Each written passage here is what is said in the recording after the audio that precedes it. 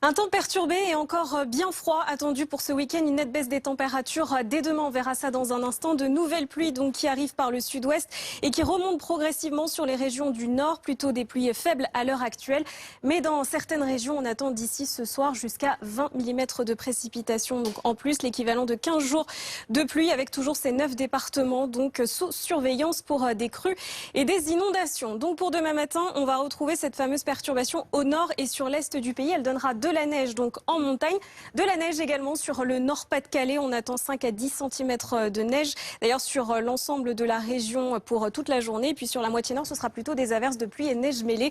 Partout ailleurs, un ciel plutôt nuageux, excepté, vous le voyez, dans le sud-est où là le soleil sera bien au rendez-vous avec toujours ce ciel bien gris sur la région centre en remontant vers le nord-est du pays. Il va faire donc nettement plus froid, un air froid qui s'engouffre sur l'ensemble du territoire et qui va faire l'actualité toute la semaine prochaine. Température négative, vous le voyez, sur les Hauts-de-France, moins 1 degré à Lille. Et puis dans l'après-midi, il va même faire plus froid du côté de Paris, par exemple, 4 degrés le matin, 3 degrés dans le courant de l'après-midi.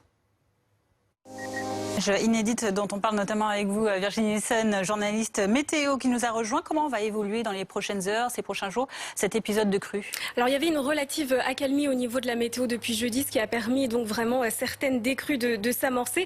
Le problème c'est que ce samedi il pleut à nouveau dans de nombreuses régions. On a des pluies qui circulent du sud-ouest au nord-est et on attend quand même des cumuls assez conséquents d'ici ce soir, l'équivalent de 15 jours de précipitations par endroit, notamment dans le centre-ouest, donc en Charente, mais aussi sur le bassin parisien. Et donc forcément, on l'a vu, 2 cours d'eau qui sont sous surveillance. Donc du côté de Sainte, 6,5 m actuellement. On attend jusqu'à 6,10 m d'ici ce soir et ça va continuer d'augmenter d'ici lundi. C'est un phénomène long. Alors la bonne nouvelle dans tout ça, c'est qu'on a quand même des coefficients de marée en aval qui sont faibles, ce qui va permettre quand même l'écoulement des cours d'eau de manière un peu plus facile. Et puis du côté de la Marne également, on surveille donc ce qui se passe aussi. Donc ça, c'est beaucoup plus en amont, vous le voyez, mais vous le savez, la Marne qui est donc un affluent de la Seine, donc avec l'eau qui va continuer de monter du côté de Paris, où on attend jusqu'à... Là, actuellement, la Seine est à 4,35 m à Paris et on attend un petit peu plus de 5 mètres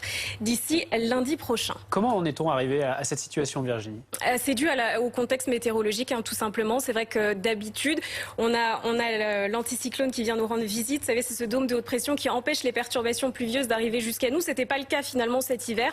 On a eu des passages pluvieux assez importants avec des cumuls de pluie qui sont vraiment remarquables, pour ne pas dire exceptionnels, dans le sud-ouest. Le sud-ouest qui d'ailleurs l'été dernier n'avait pas été concerné donc par un épisode de sécheresse par rapport à d'autres départements où c'était beaucoup plus intense. On le voit, 636 mm du côté de Biarritz, c'est 3 fois plus que la normale.